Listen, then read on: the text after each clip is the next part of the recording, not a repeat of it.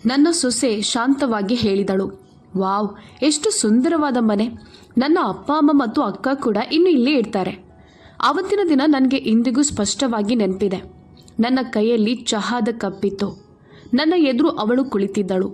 ಸಂಪೂರ್ಣ ಶಾಂತ, ಸಂಪೂರ್ಣ ಸಹಜವಾಗಿ ಅವಳು ಯಾವುದೋ ಸಾಮಾನ್ಯ ಮಾತು ಹೇಳುತ್ತಿದ್ದಂತೆ ಇದ್ದಳು. ಅವಳೊಮ್ಮೆಯೂ ನನ್ನ ಕಣ್ಣಿಗೆ ಕಣ್ಣಿಟ್ಟು ನೋಡಲಿಲ್ಲ. ತನ್ನ ಬೆರಳುಗಳಿಂದ ಸೆರಗಿನ ಅಂಚನ್ನು ಮೃದುವಾಗಿ ಸ್ಪರ್ಶಿಸುತ್ತಾ ಹೇಳುತ್ತಲೇ ಇದ್ದಳು, ಅಮ್ಮ, ನಿಮ್ಮ ಮನೆ ತುಂಬ ಚೆನ್ನಾಗಿದೆ. ನಾನು ಯೋಚಿಸಿದ್ದೇನೆ, ನನ್ನ ಅಪ್ಪ ಅಮ್ಮ ಮೇಲಿನ ಮಹಡಿಯಲ್ಲಿ ಇರ್ತಾರೆ, ಸುರೇಖಾ ಅಕ್ಕ ಮತ್ತು ಅವಳ ಮಕ್ಕಳು ಕೆಳಗಿರ್ತಾರೆ. ನೀವಂತೂ ಎಲ್ರಿಗೂ ಸ್ವಾಗತ ಮಾಡ್ತೀರಲ್ಲ, ಅದು ನಿಮ್ಮ ಕರ್ತವ್ಯ. ನನ್ನ ಕೈ ನಿಂತು ಹೋಯಿತು. ಚಹಾದ ಕಪ್ ಮೇಜಿನ ಮೇಲೆ ಹಾಗೆ ಇಟ್ಟು ಬಿಟ್ಟೆ. ನಾನು ಅವಳತ್ತ ನೋಡಿದೆ. ಅವಳು ನನ್ನತ್ತ ನೋಡಿದಳು. ಆ ಕೋಣೆಯಲ್ಲಿ ಇಳಿದ ಮೌನ. ಅದು ಚಂಡಮಾರುತದ ಮುಂಚಿನ ಮೌನವಲ್ಲ. ಅದು ಯಾರೂ ಹಿಂಪಡೆಯಲಾಗದ ಮಾತು ಹೇಳಿಬಿಟ್ಟಾಗ ಉಂಟಾಗುವ ಮೌನದಂತಿತ್ತು. ನಾನು ಎದ್ದೆ. ನಿಧಾನವಾಗಿ ಅವಳನ್ನು ನೋಡಿದೆ ಮತ್ತು ಶಾಂತವಾಗಿ ನಗುತ್ತಾ ಒಂದೇ ವಾಕ್ಯ ಹೇಳಿದೆ, ಮೊದಲು ಇದನ್ನ ಹೇಳು, ಈ ಮನೆಯ ಕಾಗದಗಳು ಯಾರ ಹೆಸರಿನಲ್ಲಿವೆ? ತಕ್ಷಣವೇ ಇಡೀ ಕೋಣೆ ಸಂಪೂರ್ಣ ಮೌನದಲ್ಲಿ ಮುಳುಗಿತು. ಈ ಕತೆ ನಾನು ನನ್ನದೇ ಕೈಗಳಿಂದ ಕಟ್ಟಿದ ಆ ಮನೆಯ ಕತೆ. ದಿನಕ್ಕೆ 16 ಗಂಟೆ ಹೊಲಿದ ಕೈಗಳು, ಸಾಲ ತೀರಿಸಿದ ಕೈಗಳು, ನನ್ನ ಆಭರಣಗಳನ್ನು ಮಾರಿದ ಕೈಗಳು ಮತ್ತು ಎಂದಿಗೂ ಯಾರಿಂದಲೂ ಏನನ್ನೂ ಬೇಡದ ಕೈಗಳು. ಇಂದು ನಾನು ನಿಮಗೆ ಆ ಸಂಪೂರ್ಣ ಕಥೆಯನ್ನು ಆರಂಭದಿಂದ ಅಂತ್ಯದವರೆಗೆ ಹೇಳುತ್ತೇನೆ. ನೀವು ಈ ಚಾನೆಲ್ಗೆ ಮೊದಲ ಬಾರಿಗೆ ಬಂದಿದ್ದರೆ ನಾನು ನಿಮಗೆ ಹೇಳಲು ಬಯಸೋದು ಒಂದೇ, ಇಲ್ಲಿ ಪ್ರತಿಯೊಂದು ಕಥೆಯು ಎಲ್ಲವನ್ನೂ ತ್ಯಾಗ ಮಾಡಿದವರ ಕಥೆ ಮತ್ತು ಇದೇ ನಮ್ಮ ವಿಧಿ ಎಂದು ನಂಬಿದವರ ಕಥೆ. ಆದರೆ ಈ ಚಾನೆಲ್ ವಿಧಿಯನ್ನು ಬದಲಾಯಿಸಬಹುದು ಅಂತ ತಿಳಿದುಕೊಳ್ಳಲು ಬಯಸುವವರಿಗಾಗಿ ಮಾತ್ರ. ಈಗಲೇ ಚಾನೆಲನ್ನು ಸಬ್ಸ್ಕ್ರೈಬ್ ಮಾಡಿ, ವಿಡಿಯೋಗೆ ಲೈಕ್ ಮಾಡಿ ಮತ್ತು ಕೆಳಗಿನ ಕಾಮೆಂಟ್ನಲ್ಲಿ ನೀವು ರಾಜ್ಯದ ಯಾವ ನಗರದಿಂದ ನೋಡುತ್ತಿದ್ದೀರೋ ತಿಳಿಸಿ. ಬನ್ನಿ, ನನ್ನ ಜೊತೆಯಲ್ಲೇ ಇರಿ. ಈ ಕಥೆಯನ್ನು ಕೇಳಿದ ನಂತರ ನೀವು ಖಾಲಿ ಕೈಯಿಂದ ಹೋಗೋದಿಲ್ಲ. ಬರೇಲಿ, ಉತ್ತರ ಪ್ರದೇಶದ ಸಿವಿಲ್ ಲೈನ್ಸ್ ಬಳಿ ಇರುವ ಒಂದು ಚಿಕ್ಕ ಗಲ್ಲಿಯಲ್ಲಿ ನನ್ನ ಒಂದು ಅಂಗಡಿ ಇದೆ, ಗಿರಿಜಾ ಬ್ಯೂಟಿಕ್. 17 ವರ್ಷಗಳಿಂದ ಅಲ್ಲಿಯೇ ವ್ಯವಹಾರ ನಡೆಸ್ತಿದ್ದೆ. ಸೀರೆಗಳ ಕಸೂತಿ, ಮದುವೆ ಉಡುಪುಗಳು, ಬ್ಲೌಸ್, ಸಲ್ವಾರ್ ಕಮೀಸ್, ಇದೇ ನನ್ನ ಕೆಲಸ. 4 ಮಹಿಳೆಯರು ನನ್ನ ಜೊತೆಗೆ ಕೆಲಸ ಮಾಡ್ತಿದ್ರು. ಬೆಳಗ್ಗೆ 8ಕ್ಕೆ ನಾನು ಅಂಗಡಿಯನ್ನ ತೆರೆದು ಸಂಜೆ 7ಕ್ಕೆ ಮುಚ್ಚುತ್ತಿದ್ದೆ. ಪ್ರತಿದಿನ ತೆರೆಯುತ್ತಿದ್ದೆ. ಈ ಅಂಗಡಿಯೇ ನನ್ನ ಗುರುತು. ಅದೇ ನನ್ನ ಜೀವನೋಪಾಯ. ಅದೇ ನನ್ನ ಸ್ವಾತಂತ್ರ್ಯವಾಗಿತ್ತು. ಮತ್ತು ಕಾಲೋನಿಯ ಪಕ್ಕಾ ರಸ್ತೆಯ ಮೇಲೆ ಇರುವ ಆ 2 ಮಹಡಿಯ ಮನೆ, ಅದೇ ನನ್ನ ಜೀವನ. ಪ್ರಮೋದ್ ನನ್ನನ್ನು ಬಿಟ್ಟು ಹೋದಾಗ ಮನೋಜ್ಗೆ 10 ವರ್ಷ. ಪ್ರಮೋದ್ರ ಅಗಲಿಕೆ ಅಚಾನಕ್ ಆಗಿತ್ತು, ಹೃದಯಾಘಾತವಾಗಿತ್ತು. ಬೆಳಗ್ಗೆ ಎದ್ದು ಚಹಾ ಕುಡಿದು ಮಲಗಿದವರು ಮತ್ತೆ ಎದ್ದೇ ಇಲ್ಲ. ಆ ಬೆಳಗ್ಗೆಯ ನಂತರ ನನ್ನ ಲೋಕ ಯಾವ ರೀತಿಯಲ್ಲಿ ತಿರುಗಿ ಬಿಟ್ಟಿತ್ತೋ ಅದು ಇಂದಿಗೂ ಹಿಂದಕ್ಕೆ ತಿರುಗಿಲ್ಲ. ಮನೆ ನಿರ್ಮಾಣ ಅರ್ಧಕ್ಕೆ ನಿಂತಿತ್ತು. ಸಾಲ ಇನ್ನೂ ಬಾಕಿ ಉಳಿದಿತ್ತು. ಬ್ಯಾಂಕ್ನ ನೋಟಿಸ್ಗಳು ಬರಲು ಶುರುವಾಯಿತು. ನನ್ನ ಅತ್ತೆ ಅದಾಗಲೇ ಅನಾರೋಗ್ಯದಲ್ಲಿದ್ದರು. ಮನೋಜ್ ಶಾಲೆಗೆ ಹೋಗ್ತಿದ್ದ. ನನ್ನ ಬಳಿ ಇದ್ದದ್ದು ಒಂದು ಹೊಲಿಗೆ ಯಂತ್ರ, 2 ಕೈಗಳು ಮತ್ತು ಬದುಕಲೇಬೇಕಾದ ಪ್ರತಿಯೊಂದು ಹೆಣ್ಣಿನೊಳಗಿರುವ ಆ ಹಠ ಮಾತ್ರ. ಯಾಕಂದ್ರೆ ಅತ್ತು ಕೂರಲು ಸಮಯವೇ ಇರಲಿಲ್ಲ. ನಾನು ಅಂಗಡಿ ತೆರೆದೆ. ಪಕ್ಕದ ಮನೆಯ ಹೆಂಗಸರು ಹೇಳ್ತಿದ್ರು, ಒಂಟಿ ಹೆಂಗಸು ಏನ್ ಮಾಡ್ತಾಳೆ? ನಾನು ಕೇಳಿ ಸುಮ್ಮನೆ ನಕ್ಕು ಬಿಟ್ಟು ಕೆಲಸಕ್ಕೆ ಹೊರಡುತ್ತಿದ್ದೆ. 12 ವರ್ಷಗಳಲ್ಲಿ ಪ್ರಮೋದ್ ತೆಗೆದುಕೊಂಡಿದ್ದ ಸಾಲವನ್ನ ನಾನು ತೀರಿಸಿದೆ. ಪ್ರತಿ ಕಂತು ನನ್ನ ಹೆಸರಿನಿಂದಲೇ ಹೋಗಿತ್ತು.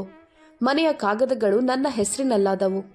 ಆಸ್ತಿ ತೆರಿಗೆ ನನ್ನ ಹೆಸರಿನಲ್ಲಿ ತುಂಬಿಸಲಾಯಿತು. ವಿದ್ಯುತ್ ಬಿಲ್, ನೀರಿನ ಬಿಲ್ ಎಲ್ಲವೂ ನನ್ನ ಹೆಸರಿನಲ್ಲೇ. ನಾನು ಮನೋಜ್ಗೆ ಇಂಜಿನಿಯರಿಂಗ್ ಓದಿಸಿದೆ. ಲಕ್ನೋದಲ್ಲಿ ಒಳ್ಳೆಯ ಕಂಪನಿಯಲ್ಲಿ ಕೆಲಸ ಸಿಕ್ಕಿತು.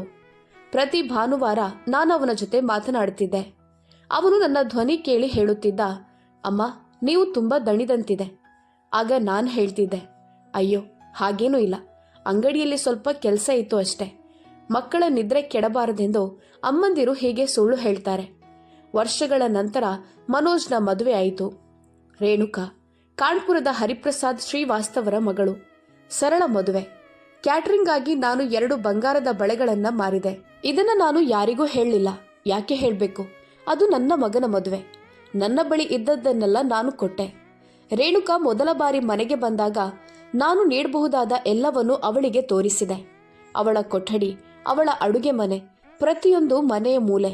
ನಾನು ಹೇಳಿದ್ದೆ, ಈ ಮನೆ ಈಗ ನಿನ್ನದೂ ಕೂಡ ಹೌದು. ಅದು ನನ್ನ ತಪ್ಪಲ್ಲ, ಅದು ನನ್ನ ಸ್ವಭಾವ. ಆದರೆ ಆ ವಾಕ್ಯವನ್ನು ಅವಳು ಯಾವ ರೀತಿ ಕೇಳಿಕೊಂಡಳು ಅದು ನನಗೆ ನಂತರ ಅರ್ಥವಾಯಿತು. ಮೊದಲ ಕೆಲವು ವಾರಗಳು ಎಲ್ಲವೂ ಸರಿಯಾಗಿತ್ತು. ರೇಣುಕಾ ಎಚ್ಚರಿಕೆಯಿಂದಿದ್ದಳು, ಸೌಮ್ಯವಾಗಿದ್ದಳು. ನಾನು ಕೂಡ ಅವಳಿಗೆ ಸಮಯ ಕೊಡಲು ಬಯಸಿದ್ದೆ. ಹೊಸ ಹುಡುಗಿ, ಹೊಸ ಮನೆ, ತನ್ನ ರೀತಿಯಲ್ಲಿ ಹೊಂದಿಕೊಳ್ಳುತ್ತಾಳೆ ಎಂದುಕೊಂಡೆ. ಆದರೆ ಒಂದು ದಿನ ಅಂಥದ್ದೇನೋ ನಡೆಯಿತು. ಅದು ನನಗೆ ತಡೆಯಾಗಿ ನಿಂತಿತು. ಸಂಜೆಗೆ ನಾನು ಅಂಗಡಿಯಿಂದ ಹಿಂತಿರುಗಿದೆ. ತುಂಬ ದಣಿದಿದ್ದೆ. ಊರಿನ ಒಂದು ಮದುವೆ ಮನೆಯ ಸೆರಗಿನ ಕೆಲಸ ಇತ್ತು, ತುರ್ತಾಗಿ ಮುಗಿಸಬೇಕಾಗಿತ್ತು. ನಾನು ನೇರವಾಗಿ ಒಳಗೆ ಹೋದೆ. ರೇಣುಕಾ ವಿಡಿಯೋ ಕಾಲ್ನಲ್ಲಿ ಮಾತನಾಡುತ್ತಿದ್ದಳು. ಅವಳು ಬೇಗನೆ ಫೋನ್ ತಿರುಗಿಸಿದಳು. ಆದರೆ ನನ್ನ ಕಿವಿಗಳು ಕೇಳಿಸಿಕೊಂಡಿದ್ದವು. 2 ಮಹಡಿ, ಹೌದು, ಅವಳು ಅಲ್ಲೇ ಇಡ್ತಾಳೆ. ನಂತರ ರೇಣುಕಾ ನಗುತ್ತಾ ಹೇಳಿದಳು, ಅಮ್ಮ, ಅಕ್ಕ ಫೋನ್ ಮಾಡಿದ್ದಳು. ನಾನು ಏನೂ ಹೇಳಲಿಲ್ಲ. ಚಹಾ ಮಾಡಿ ಕುಡಿದು ಮಲಗಿದೆ. 3 ದಿನಗಳ ನಂತರ ಒಂದು ಮಾತುಕತೆ ನಡೆಯಿತು. ಮನೋಜ್ ಪಕ್ಕದ ಕೋಣೆಯಲ್ಲಿದ್ದ. ರೇಣುಕಾ ಚಹಾ ಇಟ್ಟಳು. ಎಲ್ಲವೂ ಸಾಮಾನ್ಯವಾಗಿತ್ತು. ಆಗವಳು ಒಂದು ಮಾತನ್ನ ಹೇಳಿದಳು, ಅಮ್ಮ, ನಿಮ್ಮ ಮನೆ ತುಂಬ ಸುಂದರವಾಗಿದೆ. ನಾನು ಯೋಚಿಸಿದ್ದೇನೆ, ಅಪ್ಪ ಅಮ್ಮ ಮೇಲಿನ ಮಹಡಿಯಲ್ಲಿ ಇಡ್ತಾರೆ, ಸುರೇಖಾ ಅಕ್ಕ ಮತ್ತು ಅವಳ ಮಕ್ಕಳು ಕೆಳಗೆ ಇಡ್ತಾರೆ. ನೀವಂತೂ ಎಲ್ರಿಗೂ ಸ್ವಾಗತ ಮಾಡ್ತೀರಲ್ಲ, ಅದು ನಿಮ್ಮ ಕರ್ತವ್ಯ ತಾನೆ. ನಾನು ಅವಳನ್ನು ನೋಡಿದೆ. ಅವಳು ನನ್ನನ್ನೇ ನೋಡುತ್ತಿದ್ದಳು. ಅವಳ ಮುಖದಲ್ಲಿ ಯಾವುದೇ ಕ್ಷಮೆಯೂ ಇರಲಿಲ್ಲ, ಯಾವುದೇ ಸಂಕೋಚವೂ ಇರಲಿಲ್ಲ. ಹೇಗೇನೋ ಈಗಾಗಲೇ ತೀರ್ಮಾನವಾದ ವಿಷಯವೇ ಹೇಳುತ್ತಿರುವಂತೆ ವರ್ತಿಸಿದ್ದಳು. ನನ್ನ ಕೈಗಳ ಬೆರಳುಗಳು ತಣ್ಣಗಾದವು. ನಾನು ಶಾಂತತೆಯಿಂದ ನಿಧಾನವಾಗಿ ಎದ್ದು ನಿಂತೆ ಮತ್ತು ನಾನು ಹೇಳಿದೆ, ಮೊದಲು ಇದನ್ನ ಹೇಳು, ಈ ಮನೆಯ ಕಾಗದಗಳು ಯಾರ ಹೆಸರಿನಲ್ಲಿವೆ? ರೇಣುಕಾ ನಕ್ಕಳು. ಆ ನಗು ಎದುರಾಳಿಗೆ ಅರ್ಥವಾಗೋದಿಲ್ಲ ಅಂತ ಯಾರಾದರೂ ಭಾವಿಸಿದಾಗ ಬರುವ ನಗು. ಅಯ್ಯೋ ಅಮ್ಮ, ನೀವು ಎಷ್ಟು ವಿಚಿತ್ರವಾಗಿ ಮಾತನಾಡ್ತೀರಾ. ಕಾಗದಗಳ ಮಾತೇಕೆ? ನಾವೆಲ್ಲ ಒಂದೇ ಕುಟುಂಬ ಅಲ್ವಾ? ಅಷ್ಟರಲ್ಲಿ ಮನೋಜ್ ಕೋಣೆಯೊಳಗೆ ಬಂದಿದ್ದ. ಅವನು ನನ್ನತ್ತ ನೋಡಿದ ನಂತರ ರೇಣುಕಾಳತ್ತ ನೋಡಿದ. ನಾನು ಇನ್ನೇನು ಹೇಳಲಿಲ್ಲ. ಆ ದಿನ ನಾನು ಮತ್ತೆ ಅಡುಗೆ ಮನೆಗೆ ಹೋಗಿಬಿಟ್ಟೆ. ಆದರೆ ನನ್ನೊಳಗೆ ಏನೋ ಬದಲಾಗಿತ್ತು. ನಾನು ಹೊದ್ದುಕೊಂಡಿದ್ದ ಆ ಮೌನ ದುರ್ಬಲತೆಯಲ್ಲ, ಅದು ಒಂದು ತೀರ್ಮಾನದ ಆರಂಭವಾಗಿತ್ತು. ಇನ್ನು 2 ವಾರಗಳ ನಂತರ ನಡೆದದ್ದು ಅದು ನೀವು ಕೇಳಲೇಬೇಕಾದದ್ದು. ಹರಿಪ್ರಸಾದ್ ಶ್ರೀವಾಸ್ತವ ಕಾನ್ಪುರದಿಂದ ಬರೇಲಿಗೆ ಯಾರಿಗೂ ಹೇಳದೆ ಸಾಮಾನುಗಳೊಂದಿಗೆ ಬಂದರು. ಕಾಮಿನಿ ಅತ್ತಿಗೆಯೂ ಜೊತೆಯಲ್ಲಿದ್ದರು. ಅವರು ಎಲ್ಲಿಗೆ ಹೋಗಬೇಕೆಂದು ಅವರಿಗೆ ಈಗಾಗಲೇ ಗೊತ್ತಿದ್ದಂತೆ. ಅವರು ನೇರವಾಗಿ ಮೇಲಿನ ಮಹಡಿಗೆ ಹೋಗಿಬಿಟ್ಟರು. ನಾನು ಅಂಗಡಿಯಿಂದ ಹಿಂತಿರುಗಿದಾಗ ಮನೆಯೊಳಗೆ 4 ಅಪರಿಚಿತರು ಇದ್ದರು. ಹರಿಪ್ರಸಾದ್, ಕಾಮಿನಿ ಮತ್ತು ಅವರ ಸಾಮಾನು. ಹರಿಪ್ರಸಾದ್ ಎಂತಹ ವ್ಯಕ್ತಿ ಎಂದರೆ ಅವರ ಧ್ವನಿಯಲ್ಲಿ ಸದಾ ಒಂದು ಅಹಂಕಾರ, ಒಂದು ಪ್ರಭಾವ ಇರುತ್ತಿತ್ತು. ಅವರು ಚಹಾ ಕೇಳಿದರೂ ಆಜ್ಞೆ ನೀಡಿದಂತೆ ಕೇಳುತ್ತಿತ್ತು. ಅವರು ನನ್ನನ್ನು ನೋಡಿ ಹೇಳಿದರು, ಅಕ್ಕ, ತುಂಬ ಒಳ್ಳೆಯ ಮನೆ, ತುಂಬ ಚಂದ ಉಂಟು. ಹೇಗೆಂದರೆ ಅವರು ಯಾವುದೋ ಅಂಗಡಿಯಲ್ಲಿ ವಸ್ತುಗಳನ್ನು ಪರಿಶೀಲಿಸುತ್ತಿರುವಂತೆ. ನಾನು ಕೇಳಿದೆ, ಇಲ್ಲಿ ಎಷ್ಟು ದಿನ ಇರುವ ಯೋಚನೆ?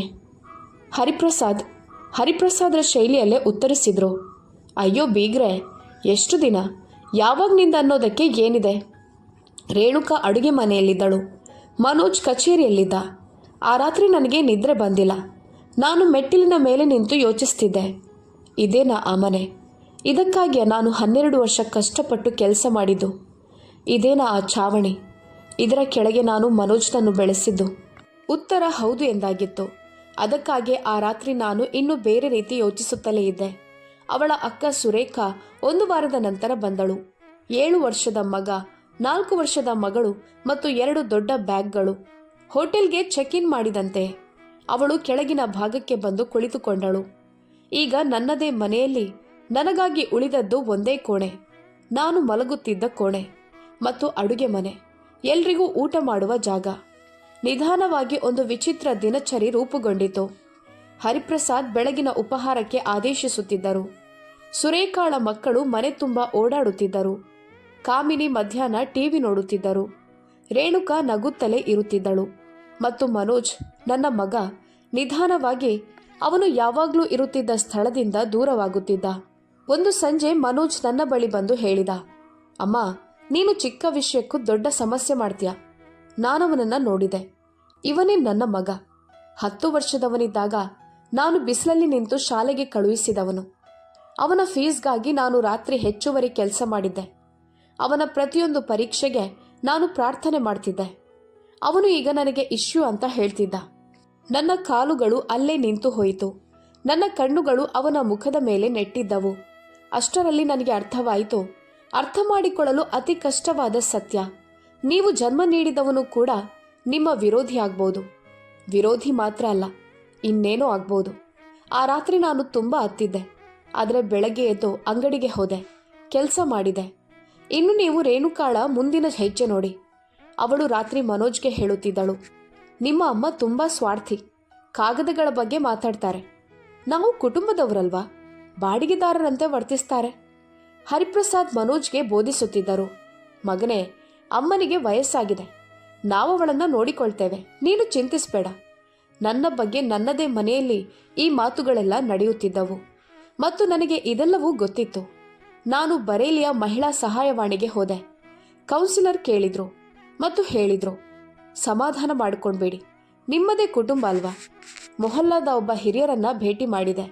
ಅವರು ಪಂಚಾಯತ್ಗೆ ಮಾಡಲು ಪಾತ್ರ ವಹಿಸ್ತಿದ್ರು. ಅವರು ಹೇಳಿದರು, ಸಂಯುಕ್ತ ಕುಟುಂಬದಲ್ಲಿ ಸ್ವಲ್ಪ ಕೊಡೋದು ಸ್ವಲ್ಪ ತೆಗೆದುಕೊಳ್ಳೋದು ಇರುತ್ತದೆ ಅಕ್ಕ. ಎರಡು ಕಡೆನೂ ನನಗೆ ಒಂದೇ ಅನ್ನಿಸ್ತು. ಒಬ್ಬಂಟಿ ವಿಧವಾ ಹೆಣ್ಣಿನ ಮಾತು ಕೇಳೋವನು ಯಾರೂ ಇಲ್ಲ. ಆಮೇಲೆ ಹರಿಪ್ರಸಾದ್ ನನ್ನ ಬೆನ್ನೆಲುಬಿಗೆ ಹೊಸದೊಂದು ಕಠಿಣತೆಯನ್ನು ನೀಡುವಂಥ ಕೆಲಸ ಮಾಡಿದರು. ಅವರೊಬ್ಬ ವಕೀಲ ಸ್ನೇಹಿತನ ಮೂಲಕ ಒಂದು ಪತ್ರ ಬರುವಂತೆ ಮಾಡಿದರು. ಅದು ಅನೌಪಚಾರಿಕವಾಗಿತ್ತು, ಯಾವುದೇ ಕಾನೂನು ನೋಟಿಸ್ ಇಲ್ಲ. ಆದರೆ ಉದ್ದೇಶ ಸಂಪೂರ್ಣ ಸ್ಪಷ್ಟವಾಗಿತ್ತು. ಅದರಲ್ಲಿ ಬರೆಯಲಾಗಿತ್ತು, ನಾನು ವಿಧವೆಯಾಗಿರೋದ್ರಿಂದ ಮತ್ತು ನನ್ನ ಏಕೈಕ ವಾರಸುದಾರ ಮನೋಜ್ ಆಗಿರೋದ್ರಿಂದ ಮನೆಯ ಪತ್ರಗಳನ್ನು ಮನೋಜ್ ಹೆಸರಿನಲ್ಲಿ ಮಾಡೋದು ಯುಕ್ತಿಯುತವೂ ಹಾಗೂ ಸಂಪ್ರದಾಯಬದ್ಧವೂ ಆಗಿರುತ್ತದೆ. ಇದರಿಂದ ಕುಟುಂಬದಲ್ಲಿ ಸೌಹಾರ್ದತೆ ಉಳಿಯುತ್ತದೆ ಎಂದು. ನಾನು ಆ ಪತ್ರವನ್ನು 3 ಬಾರಿ ಓದಿದೆ. ಮೊದಲ ಬಾರಿ ನನ್ನ ಕೈಗಳು ಕಂಪಿಸಲಿಲ್ಲ. 2ನೇ ಬಾರಿ ಕಣ್ಣುಗಳು ಒದ್ದೆಯಾಗಲಿಲ್ಲ. 3ನೇ ಬಾರಿ ನಾನು ತುಂಬ ಹೊತ್ತು ಸಂಪೂರ್ಣ ನಿಶ್ಚಲವಾಗಿ ಕುಳಿತಿದ್ದೆ.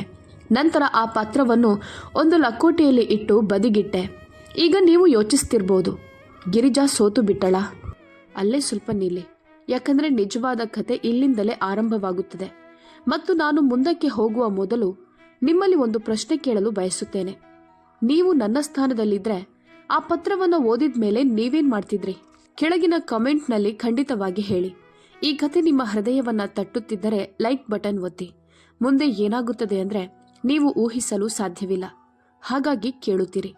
3 ವಾರಗಳ ಹಿಂದೆ ಹರಿಪ್ರಸಾದ್ರ ಸಾಮಾನು ಮನೆಗೆ ಬಂದಿದ್ದ ದಿನಗಳ ನಂತರದ ಒಂದು ಸಂಜೆ ನಾನು ಅಂಗಡಿಯನ್ನು ಮುಚ್ಚಿದ ನಂತರ ನೇರವಾಗಿ ಮನೆಗೆ ಹೋಗಲಿಲ್ಲ.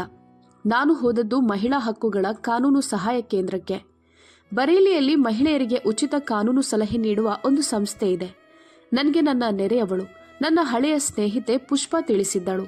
ಅವಳು ಹೇಳಿದ್ದಳು, ಗಿರಿಜಾ, ಒಮ್ಮೆ ಅಲ್ಲಿಗೆ ಹೋಗಿ ನೋಡು, ಬೇರೇನೂ ಇಲ್ಲ, ಕೇಳಿ ಬಾ. ನಾನು ಹೋದೆ. ಅಲ್ಲಿ ನಾನು ಭೇಟಿಯಾದವರು ಅಧಿವಕ್ತ ದೇವೇಂದ್ರ ಪಾಲ್. ಉದ್ದವಾಗಿ ಶಾಂತ ವ್ಯಕ್ತಿತ್ವ, ಬಿಳಿ ಕುರ್ತಾ ಪೈಜಾಮ, ಗೋಳಾಕಾರದ ಕನ್ನಡಕ. ಅವರ ಮೇಜಿನ ಮೇಲೆ ಕಾಗದಗಳ ಪರ್ವತವೇ ಇತ್ತು. ಅವರು ನನಗೆ ಕುಳಿತುಕೊಳ್ಳಲು ಹೇಳಿದರು. ನಾನು ಕುಳಿತು ಎಲ್ಲವನ್ನೂ ಹೇಳಿದೆ, ಆರಂಭದಿಂದ ಅಂತ್ಯದವರೆಗೆ, ಒಂದು ವಿರಾಮವಿಲ್ಲದೆ. ನಾನು ಮೌನವಾದಾಗ ಅವರು ತಮ್ಮ ಕನ್ನಡಕವನ್ನ ತೆಗೆದರು. ಒಂದು ಕ್ಷಣ ಯೋಚಿಸಿದರು. ನಂತರ ಕೇಳಿದರು, ಕಾಗದಗಳು ನಿಮ್ಮ ಹೆಸರಿನಲ್ಲಿವೆ ಅಲ್ವಾ? ನಾನು ಹೇಳಿದೆ, ಹೌದು. ಸಾಲದ ಪ್ರತಿಯೊಂದು ಕಂತು ನನ್ನ ಹೆಸರಿನಿಂದಲೇ ಹೋಗಿದೆ ಮತ್ತು ಆಸ್ತಿ ತೆರಿಗೆಯು 12 ವರ್ಷಗಳಿಂದ ನನ್ನ ಹೆಸರಿನಲ್ಲೇ ಇದೆ. ಅವರು ಇನ್ನೊಂದು ಕ್ಷಣ ಯೋಚಿಸಿದರು. ನಂತರ ಹೇಳಿದರು, ಹಾಗಾದರೆ ಭಯಪಡುವುದಕ್ಕೆ ಕಾರಣವೇನು? ಆ ಒಂದು ವಾಕ್ಯ ನನಗೆ ಬಹುಶಃ ಬಹಳ ಹಿಂದೆ ಸಿಗಬೇಕಿದ್ದದ್ದನ್ನು ನೀಡಿತು. ಒಂದು ನೆಲ, ಒಂದು ಆಧಾರ, ನನ್ನ ಕಾಲುಗಳು ನಿಲ್ಲಬಹುದಾದ ಜಾಗ. ಆ ದಿನದ ನಂತರ 3 ವಾರಗಳ ಕಾಲ ನಾನು ಮನೆಯೊಳಗೆ ಸಂಪೂರ್ಣ ಸಾಮಾನ್ಯವಾಗಿದ್ದೆ.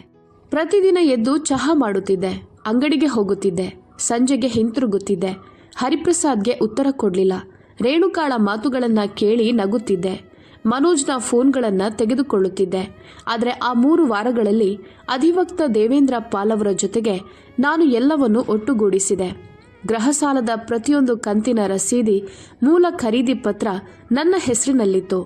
ನಿರ್ಮಾಣ ಪೂರ್ಣತಾ ಪ್ರಮಾಣ ಪತ್ರ ನನ್ನ ಹೆಸರಿನಲ್ಲಿಯೇ ಇತ್ತು. ಆಸ್ತಿ ತೆರಿಗೆಯ 12 ವರ್ಷಗಳ ರಸೀದಿಗಳು, ವಿದ್ಯುತ್ ಮತ್ತು ನೀರಿನ ಇಲಾಖೆಯ ಸಂಪರ್ಕಗಳು ನನ್ನ ಹೆಸರಿನಲ್ಲಿತ್ತು. ಇವೆಲ್ಲವೂ ನನ್ನ ಒಂದು ಹಳೆಯ ಕಬ್ಬಿಣದ ಪೆಟ್ಟಿಗೆಯಲ್ಲಿತ್ತು. ಪ್ರಮೋದ್ ಹೋದ ನಂತರದಿಂದ ಪ್ರತಿಯೊಂದು ಕಾಗದವನ್ನು ನಾನು ಜೋಪಾನವಾಗಿ ಉಳಿಸಿಕೊಂಡಿದ್ದೆ. ಇವು ಒಮ್ಮೆ ಉಪಯೋಗಕ್ಕೆ ಬರುತ್ತವೆ ಅಂತ ನಾನೆಂದಿಗೂ ಯೋಚಿಸಿರಲಿಲ್ಲ. ಅಧಿವಕ್ತ ಪಾಲವರು ಜಿಲ್ಲಾ ಕಲೆಕ್ಟರ್ ಕಚೇರಿಯಲ್ಲಿ ಒಂದು ಲಿಖಿತ ದೂರು ದಾಖಲಿಸಿದರು. ಅನಧಿಕೃತವಾಗಿ ಮನೆಯನ್ನು ವಶಪಡಿಸಿಕೊಳ್ಳಲಾಗಿದೆ ಎಂಬ ಆರೋಪದ ಮೇಲೆ ಅವರು ನ್ಯಾಯಾಲಯದಲ್ಲಿ ಒಂದು ತಡೆ ಆದೇಶಕ್ಕೂ ಅರ್ಜಿ ಸಲ್ಲಿಸಿದರು. ಮತ್ತೊಂದು ಬೆಳಗ್ಗೆ ಹರಿಪ್ರಸಾದ್ ಕಾನ್ಪುರದಿಂದ ಒಬ್ಬ ಗುತ್ತಿಗೆದಾರನನ್ನು ಕರೆಸಿದ್ದರು. ಮೇಲಿನ ಮಹಡಿಯಲ್ಲಿ ಸ್ವಲ್ಪ ಒಡೆದು ನವೀಕರಣ ಮಾಡಿಸಬೇಕೆಂಬ ಉದ್ದೇಶ. ಆ ಗುತ್ತಿಗೆದಾರ ತನ್ನ 2 ಕಾರ್ಮಿಕರೊಂದಿಗೆ ಬಂದ. ಮುಖ್ಯ ಬಾಗಿಲಿನತ್ತ ಒಳಬರಲು ಮುಂದಾದ. ಬಾಗಿಲಿನ ಮೇಲೆ ಒಂದು ಕಾಗದ ಅಂಟಿಸಲಾಗಿತ್ತು. ನ್ಯಾಯಾಲಯದ ಮೊಹರು, ಅಧಿವಕ್ತ ಪಾಲವರ ಸಹಿ ಮತ್ತು ಅದರಲ್ಲಿದ್ದ ವಿಷಯವನ್ನ ಕಂಡು ಗುತ್ತಿಗೆದಾರ ನಿಂತನು. ಅವನು ಆ ಕಾಗದ ಓದಿದ. ನಂತರ ಹಿಂದೆ ತಿರುಗಿ ಹೊರಟು ಹೋದ. ಹರಿಪ್ರಸಾದ್ ಆ ಕಾಗದ ನೋಡಿದರು. ಅವರ ಮುಖದಲ್ಲಿ ಮೊದಲ ಬಾರಿಗೆ ಆ ಸದಾ ಇರುವ ದರ್ಪ ಕಾಣೆಯಾಗಿತ್ತು. ಆ ದಿನ ನಾನು ಅಂಗಡಿಯಲ್ಲಿದ್ದೆ. ಪುಷ್ಪಾಳ ಫೋನ್ ಬಂತು. ಗಿರಿಜಾ, ಗುತ್ತಿಗೆದಾರ ಹಿಂತಿರುಗಿ ಹೋಗಿದ್ದಾನೆ. ಹರಿಪ್ರಸಾದ್ ರವರು ಕಾಗದವನ್ನ ಕೈಯಲ್ಲಿ ಹಿಡಿದು ಹೊರಗಡೆ ನಿಂತಿದ್ದಾರೆ. ನಾನು ಫೋನ್ ಇಟ್ಟೆ. ಒಂದು ದೀರ್ಘ ಉಸಿರೆಳೆದು ಮತ್ತೆ ಕೆಲಸ ಮುಂದುವರಿಸಿದೆ. ನ್ಯಾಯಾಲಯದಲ್ಲಿ ವಿಚಾರಣೆ ನಡೆಯಿತು. ದಾಖಲೆಗಳನ್ನ ಮುಂದೆ ಇಡಲಾಯಿತು. ಪ್ರತಿ ಕಾಗದವು ಒಂದೇ ಮಾತು ಹೇಳಿತು. ಈ ಮನೆ ಗಿರಿಜಾ ಧೀಂಗ್ರಾರದ್ದು. ಪ್ರತಿ ಕಂತನ್ನು ಅವಳೇ ತೀರಿಸಿದ್ದಾಳೆ. ಪ್ರತಿ ತೆರಿಗೆಯನ್ನು ಅವಳೇ ಕಟ್ಟಿದ್ದಾಳೆ. ಪ್ರತಿ ಕಲ್ಲನ್ನು ಅವಳೇ ಇಡಿಸಿದ್ದಾಳೆ. ನ್ಯಾಯಾಧೀಶರು ಕೇಳಿದರು. ದಾಖಲೆಗಳನ್ನ ನೋಡಿದರು. ಮತ್ತೆ ಆ ಆದೇಶ ಬಂತು. ಹರಿಪ್ರಸಾದ್, ಕಾಮಿನಿ, ಸುರೇಖಾ ಯಾರೂ ಊಹಿಸಿರದ ಆದೇಶ. 14 ದಿನಗಳೊಳಗೆ ಮನೆಯನ್ನ ಖಾಲಿ ಮಾಡುವಂತೆ ಆದೇಶ. ಇದನ್ನ ಕೇಳಿ ಈಗ ನೀವು ಕಾಮೆಂಟ್ನಲ್ಲಿ ಹೇಳಿ, ಗಿರಿಜಾಳ ಈ ಹೆಜ್ಜೆ ಸರಿಯಿತ್ತಾ? ಒಬ್ಬ ತಾಯಿ ತನ್ನ ಮಗನ ಕುಟುಂಬದ ವಿರುದ್ಧ ಕೋರ್ಟ್ಗೆ ಹೋಗ್ಬೇಕಿತ್ತಾ? ಕೆಳಗಡೆ ನಿಮ್ಮ ಅಭಿಪ್ರಾಯವನ್ನ ಬರೆಯಿರಿ. ಈಗಲೇ ಮಾಡಿ. ಈ ಕಥೆ ಇಲ್ಲಿಗೆ ಮುಗಿದಿಲ್ಲ. ಹರಿಪ್ರಸಾದ್ ಅವರ ಕೊನೆಯ ಪ್ರಯತ್ನವನ್ನ ನೋಡಿ. ಆದೇಶ ಬಂದ 2 ದಿನಗಳ ನಂತರ ಮನೋಜ್ ಬರೇಲಿಗೆ ಬಂದ.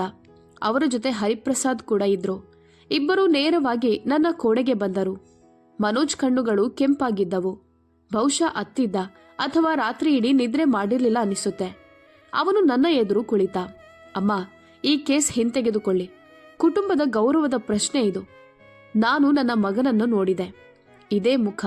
ಜ್ವರದಲ್ಲಿ ನಾನು ರಾತ್ರಿ ಇಡೀ ಜಾಗರಣೆ ಮಾಡುತ್ತಾ ನೋಡಿದ ಮುಖ. ಇದೇ ಕೈಗಳು.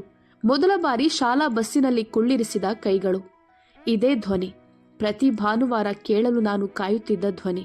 ನನ್ನ ಎದೆಯಲ್ಲಿ ಏನೋ ಬಿಗಿಯಿತು.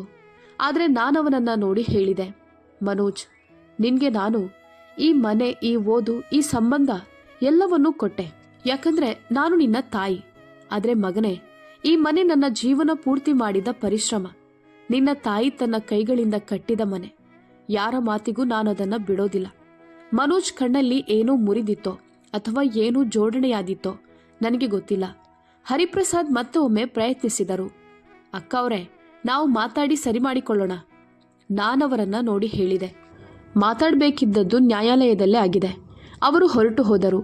14 ದಿನಗಳ ನಂತರ ಮನೆ ಖಾಲಿಯಾಯಿತು. ರೇಣುಕಾಳೊಂದಿಗೆ ಸುರೇಖಾ, ಅವಳ ಮಕ್ಕಳು, ಕಾಮಿನಿ, ಹರಿಪ್ರಸಾದ್ ಎಲ್ಲರೂ ಕಾನ್ಪುರಕ್ಕೆ ಹಿಂತಿರುಗಿದರು. ಮನೋಜ್ ಲಕ್ನೋಗೆ ಹೋಗಿಬಿಟ್ಟ. ನನ್ನ ಮನೆ ಮತ್ತೆ ನನ್ನದಾಯಿತು. ಮೊದಲ ರಾತ್ರಿ. ಆ ರಾತ್ರಿ ಮನೆಯೊಳಗೆ ಕೇವಲ ನಾನು ಮಾತ್ರ ಇದ್ದ ರಾತ್ರಿ. ನಾನು ಅಡುಗೆ ಮನೆಯಲ್ಲೇ ಕುಳಿತೆ. ಬಹಳ ಹೊತ್ತು ಏನೂ ಮಾಡದೆ. ಹಳೆಯ ಕ್ಯಾಂಫರ್ನ ವಾಸನೆ ಕೋಣೆಯಲ್ಲಿತ್ತು. ಹೊರಗಡೆ ಒಂದು ಮರದ ಮೇಲೆ ಹಕ್ಕಿ ಚಿಲಿಪಿಲಿ ಮಾಡುತ್ತಿತ್ತು. ಪ್ರಮೋದ್ ನೆನಪಾದರು. ಅವರು ಹೇಳುತ್ತಿದ್ದರು, ಗಿರಿಜಾ, ನೀನು ತುಂಬ ಬಲಿಷ್ಠೆ. ನಾನು ಹೇಳುತ್ತಿದ್ದೆ, ಬಲಾತ್ಕಾರ ಮತ್ತು ಬಲಿಷ್ಠತೆಯ ನಡುವೆ ವ್ಯತ್ಯಾಸ ಇಲ್ಲ. ಆ ರಾತ್ರಿ ನನಗೆ ಅನಿಸಿತು, ಬಹುಶಃ ಇದೆ. 1 ತಿಂಗಳ ನಂತರ ಮನೋಜ್ನ ಫೋನ್ ಬಂತು. ಮಂಗಳವಾರದಂದು ಬೆಳಗ್ಗೆ. ನಾನು ಅಂಗಡಿ ತೆರೆಯುತ್ತಿದ್ದೆ. ಅವನು ಕೇಳಿದ, ಅಮ್ಮ ಹೇಗಿದ್ಯಾ? ನಾನು ಹೇಳಿದೆ, ಚೆನ್ನಾಗಿದ್ದೇನೆ, ನೀನು ಹೇಳು. ಬಹಳ ಹೊತ್ತು ಎರಡೂ ಕಡೆ ಮೌನವೇ ಇತ್ತು. ನಂತರ ಅವನು ಹೇಳಿದ, ಅಮ್ಮ, ನನ್ನನ್ನು ಕ್ಷಮಿಸು. ನಾನು ಒಂದು ದೀರ್ಘ ಉಸಿರೆಳೆದು, ಮಗನೇ, ಕ್ಷಮೆ ಕೇಳಬೇಕಾದ ಅಗತ್ಯ ಇಲ್ಲ. ಒಂದು ಮಾತು ಮಾತ್ರ ನೆನಪಿಟ್ಟುಕೋ. ನಿನಗೆ ಜನ್ಮ ಕೊಟ್ಟವಳು ನಿನ್ನ ಶತ್ರು ಎಂದಿಗೂ ಅಲ್ಲ. ಫೋನ್ ಇಟ್ಟೆ. ಕಣ್ಣುಗಳು ತುಂಬಿದ್ದವು, ಆದರೆ ಕೈಗಳು ಸ್ಥಿರವಾಗಿದ್ದವು. ನಾನು ಅಂಗಡಿಯೊಳಗೆ ಹೋದೆ. ಬಟ್ಟೆಯನ್ನು ಎತ್ತಿದೆ. ಕೆಲಸ ಆರಂಭಿಸಿದೆ. ಮತ್ತು ಇವತ್ತು ಪುಷ್ಪ ಬಂದಳು. ಚಹಾ ತಂದು ಕುಳಿತಳು.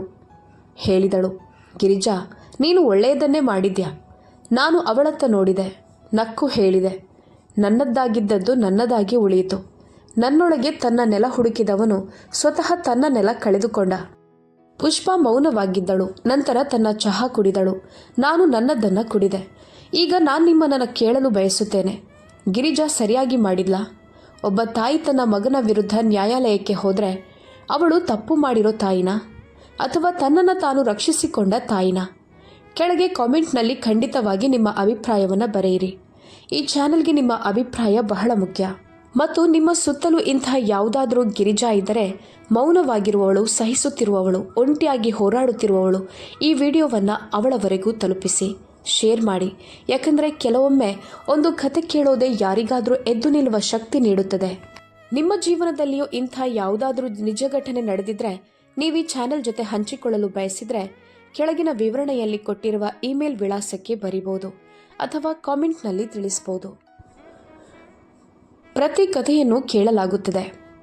ಕಥೆಯನ್ನು ಪೂರ್ತಿಯಾಗಿ ಕೇಳಿದ್ದಕ್ಕಾಗಿ ಧನ್ಯವಾದಗಳು.